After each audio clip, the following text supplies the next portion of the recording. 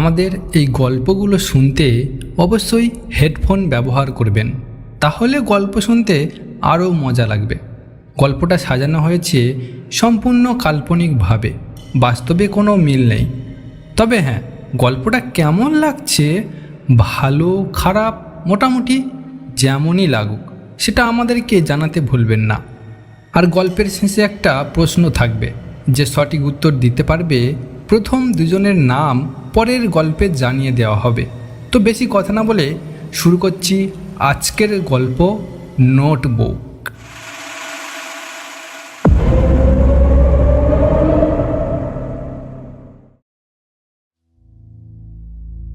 রূপগঞ্জ গ্রামের ছোট্ট স্কুল। আরিফ নামে একজন লোক সেই স্কুলে মাস্টারি করত। সে শান্ত সাধারণ একটা জীবন কাটাচ্ছিল, কিন্তু আজকের দিনটা তার জীবনে এক নতুন অধ্যায়ের সূচনা তৈরি করে। দুপুরবেলা হঠাৎ মোবাইলে একটা অপরিচিত নাম্বার থেকে একটা কল আসে। আরিফ কলটা ধরতে যাবে, কিন্তু কলটা কেটে যায়। পরপর 4-5 বার একই ঘটনা ঘটে। আরিফের মনে একটু সন্দেহ হলো, এটা তো কোনো ভালো মানুষের কাজ হবে না নিশ্চয়ই। স্কুলে সারাদিন ব্যস্ত থাকার কারণে রাতের দিকে আরিফ মোবাইলের সেই নাম্বারটা দেখছিল। ঠিক তখনই আবার কল আসলো। আরিফ চমকে উঠল, একটু সাহস নিয়ে কলটা রিসিভ করলো। হ্যালো। ফোনের ওপার থেকে একটু ফিস, তারপর আর কোনো শব্দ নেই। আরিফ বলল, কেউ আছো? কিন্তু ফোনের ওপারে কিছুই শোনা যাচ্ছে না, কেবল নিস্তব্ধতা আর দূরের পোকামাকড়ের ডাক। আরিফ ফোনটা রেখে দেয়। ঠিক তখন মোবাইলে একটা মেসেজ আসে। মেসেজে লেখা ছিল, 20 বছর আগের সেই রাতের কথা ভুলো না। আরিফ একটু চিন্তিত হয়। সেই রাত মানে? 20 বছর আগে রূপগঞ্জ গ্রামে একটা অদ্ভুত ঘটনা ঘটেছিল। এক যুবক, নাম ছিল শফিক, হঠাৎ করে নিখোঁজ হয়ে যায়। সে ছিল গ্রামের মধ্যে বেশ পরিচিত, স্কুলের পাশেই থাকতো। অনেকেই জানতো না সে হঠাৎ করে কোথায় গেল। কেউ কেউ বলতো সে হয়তো পালিয়ে গেছে, আবার কেউ বলতো তাকে ধরে নিয়ে গেছে কেউ। কিন্তু পুলিশ তদন্ত করেও কোনো স্পষ্ট উত্তর পায়নি। আরিফ এই খবর শুনতে পেয়ে আগ্রহী হয়। সে গ্রামের প্রবীণ মানুষদের কাছে গেল, খোঁজ নিল, কিন্তু কেউ বিস্তারিতভাবে বলতে পারল না। একটা বয়স্ক লোক মুখ ঝাপটে নিয়ে বলল, ওই ঘটনায় খুঁজে বের করা মুশকিল আছে। তুমি এটাকে খোঁজার চেষ্টা করো না, এতে তোমার ভালোই হবে। কিছুদিন ধরে আরিফের মনে একটা প্রশ্ন খালি ঘুরপাক খাচ্ছে, কেন সে নম্বর বারবার আমাকে ফোন করছে? কি এমন আছে 20 বছর আগের সেই রাতে? তাই সে একদিন সন্ধ্যায় গ্রামের পুরনো বইয়ের দোকানে গেল, যেখানে কয়েকটি পুরনো খবরের কাগজ জমা আছে। সে ওই নিখোঁজ শফিকের খবর খুঁজতে লাগলো। দোকানের মালিক বলল, শফিক নিখোঁজ হওয়ার সময় একটা রহস্যময় চিঠি পেয়েছিল। তারপর থেকে কেউ আজও পর্যন্ত তার খোঁজ পায়নি। কিন্তু এদিকে আরিফের মোবাইলে ফোন আসা বন্ধ হলো না। দিনের পর দিন সেই অজানা নাম্বার থেকে ফোন আসছে। আরিফের ঘুম মাটি হয়ে গিয়েছে। একদিন ফোনে একটা SMS আসে, তুমি সত্যি জানতে চাও, পারবে কি সেটা খুঁজে বের করতে? আরিফ তখন সিদ্ধান্ত নিল পুরো ঘটনা জানার জন্য, নিজের জীবনের ঝুঁকি নিয়েও। রাতের অন্ধকার ঢেকে ফেলেছে পুরো রূপগঞ্জ গ্রামটা। আরিফ নিজের ঘরের দরজা লক করে বসে পড়ল, আর মোবাইলটা হাতে নিতেই মোবাইলে একটা মেসেজের ঘন্টা বেজে উঠল।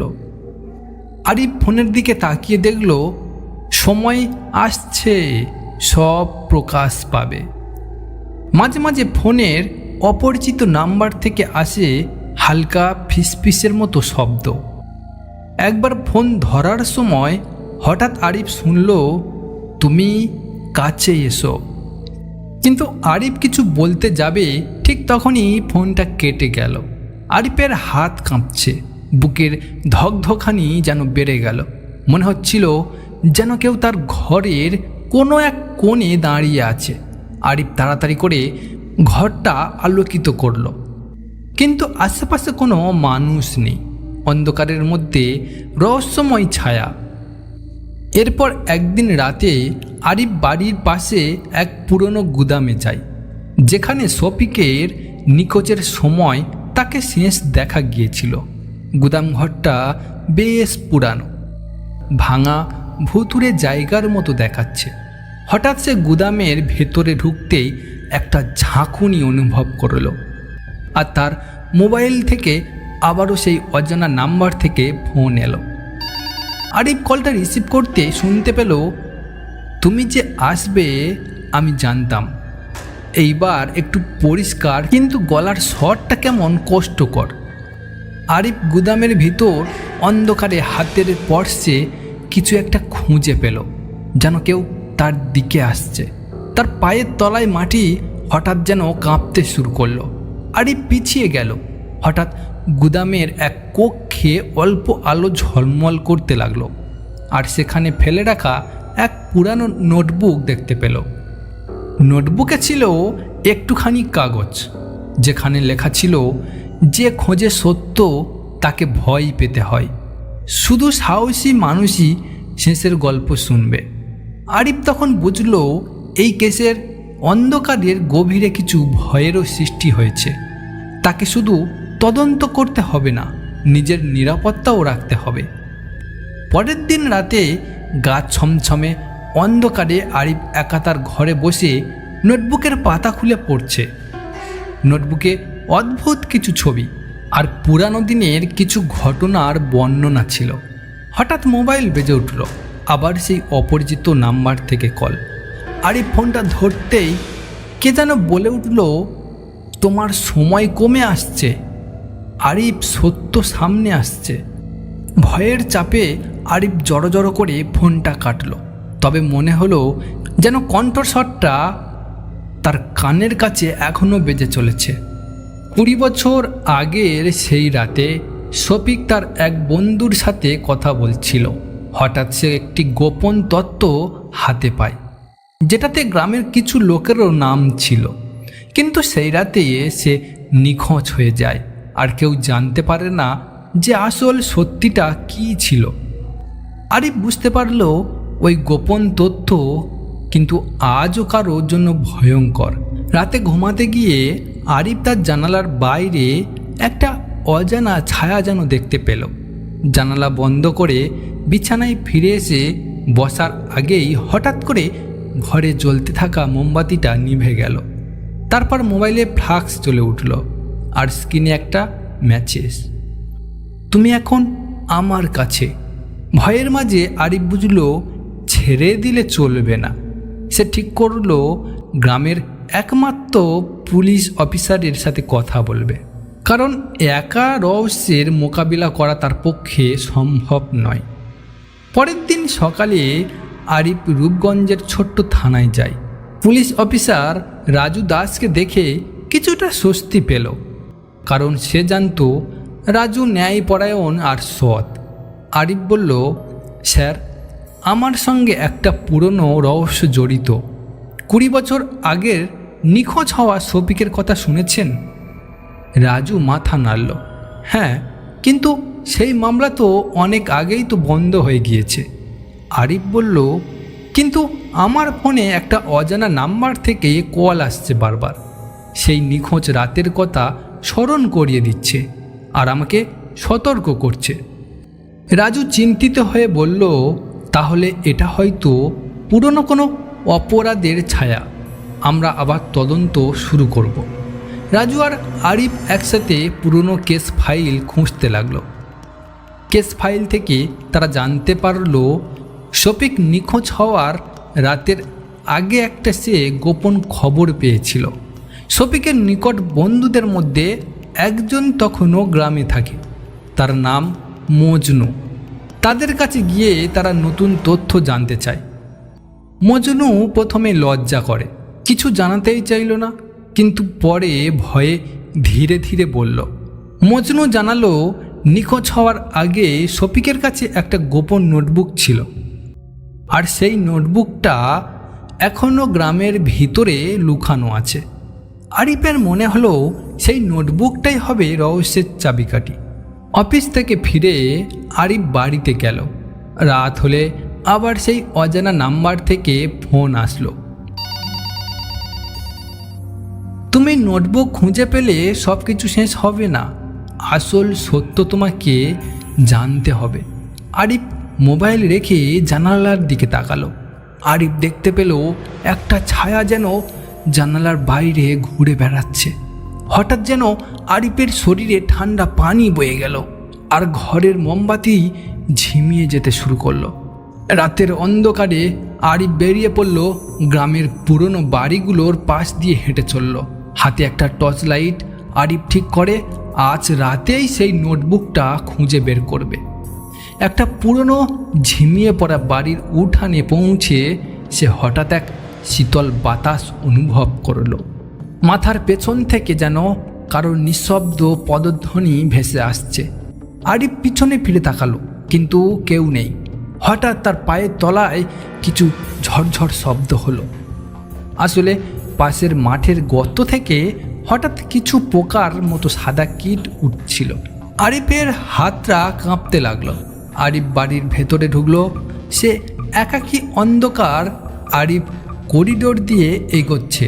টর্চের আলো হালকা কমে গেল এবং দূরে একটি দরজার পেছন থেকে হঠাৎ খড়খড় শব্দ ভেসে এলো। আরিফ ভয় পেয়ে দাঁড়িয়ে রইল। দরজাটা নিজে থেকে ধীরে ধীরে খুলতে লাগলো। আরিফের চোখে ভয় আর কৌতূহল একসঙ্গে জেগে উঠল। ভেতরে ঢুকে আরিফ দেখল ছড়ানো কাগজ আর পুরানো জিনিসপত্র। এক কোণে মাটি লেগে থাকা একটা পুরানো বাক্স। আরিফ সেটা তুলে নিল। বাক্স খুলতেই তার হাতে এলো সেই নোটবুক, যেটা অনেক বছর থেকে লুকিয়েছিল। হঠাৎ দরজাটা আবার নিজে থেকেই বন্ধ হয়ে গেল।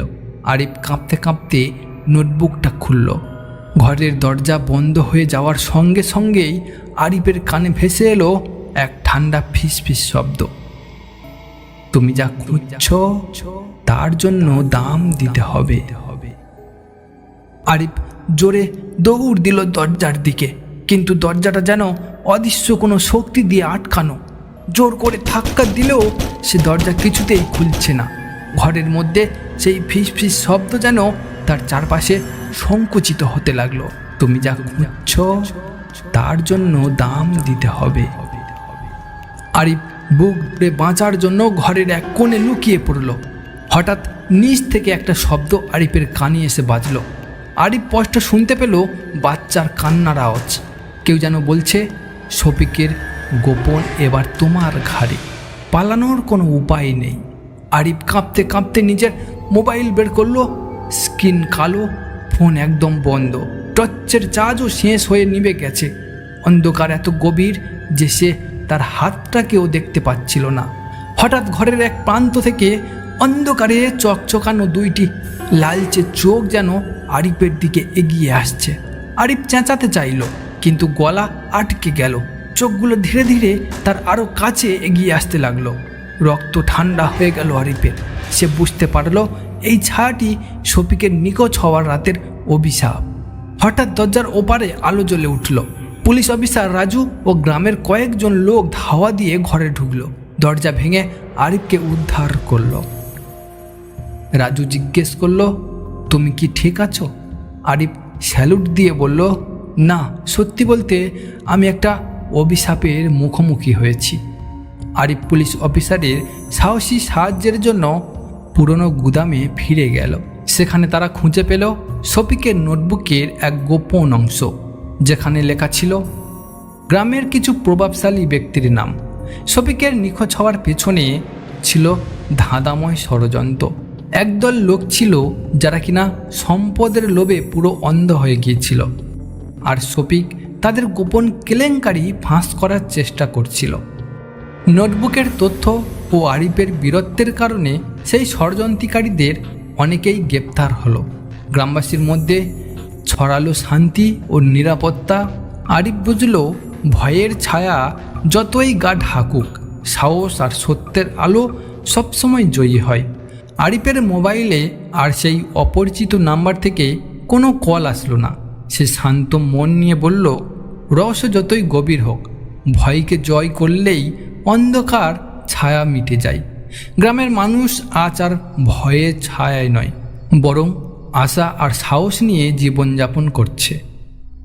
আপনি শুনছিলেন এতক্ষণ ভূত এফএমে আজকের গল্প নোটবুক। তো আপনাদের জন্য প্রশ্ন থাকছে, শফিকের বন্ধুর নাম কি ছিল? তাড়াতাড়ি যাও আর সঠিক উত্তরটা কমেন্ট বক্সে লিখে ফেলো। আর গল্পটা কেমন লাগলো আমাদেরকে জানাতে ভুলবেন না।